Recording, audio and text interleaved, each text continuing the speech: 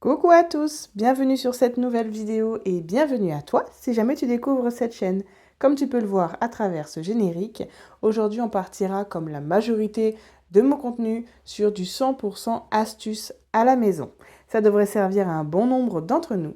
Tu peux me suivre également sur Instagram où tu trouveras astuces, bons plans et contenu familial au quotidien.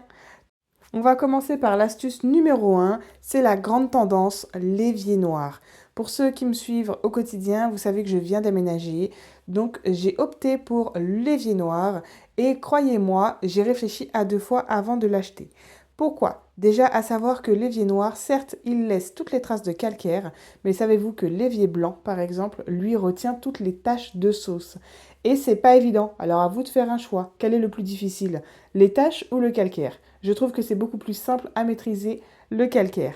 Donc on va utiliser tout simplement du savon noir pour le nettoyer, l'entretien du quotidien. Vous pouvez même le faire tous les 3 jours. Enfin, ça dépend vraiment de vous, votre rythme et votre motivation. J'achète celui qui vient de la marque Briochin tout simplement parce qu'il est à base d'huile de lin. Et oui, il faut savoir que pour l'entretien complet, donc en profondeur et la protection, n'oubliez pas l'huile de lin tous les 6 mois.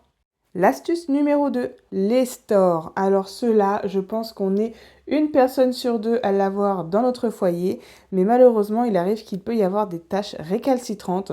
Surtout là, lorsque c'est proche d'un évier, on a des éclaboussures. Moi, je ne sais pas pourquoi je me retrouve avec des éclaboussures de sauce tomate.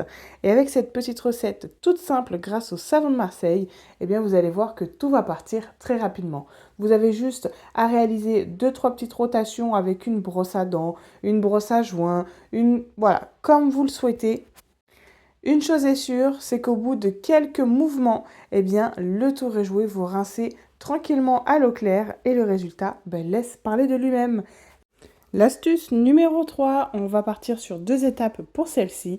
La première qui sera toute simple pour un carrelage qui est à nettoyer mais pas trop encrassé. Donc pour cela, on va avoir besoin de savon noir, j'utilise toujours le même, c'est comme je vous en ai parlé tout à l'heure. C'est le liquide, sinon vous avez aussi celui qui existe en pot que j'utilise aussi également, mais dans ce cas, il faudra le diluer dans de l'eau chaude.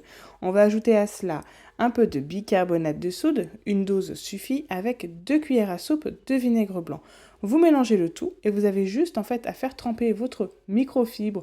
Vous prenez un pinceau, peu importe, quelque chose qui va aller se déposer sur le joint du carrelage. Si jamais ce n'est pas suffisant, eh bien vous prenez du dentifrice. Les petites paillettes bleues que vous voyez dans le dentifrice, c'est souvent un agent actif de blanchiment. C'est pour cela qu'on l'utilise également dans le ménage. Je suis à contre-jour, donc malheureusement je trouve qu'on ne voit pas vraiment le résultat sur la vidéo, mais néanmoins n'hésitez pas à le réaliser chez vous, vous verrez de grands résultats. L'astuce numéro 4. On part encore une fois sur quelque chose de très simple, rapide, facile, peu cher, de l'eau et une dose de cristaux de soude. Et oui, très simplement. Vous avez également le cristaux de soude liquide. Donc c'est pareil, vous mettez un bouchon, c'est amplement suffisant. Et là, vous allez pouvoir venir nettoyer toutes les taches résistantes qui se trouvent sur votre lino. Et oui, ça fonctionne également sur le carrelage et le parquet flottant. À l'aide d'une petite brosse, vous venez réaliser des rotations et vous allez voir que la tâche va se dissoudre très rapidement. L'astuce numéro 6. La cabine de douche et ses vitres. Mais quel enfer! Waouh!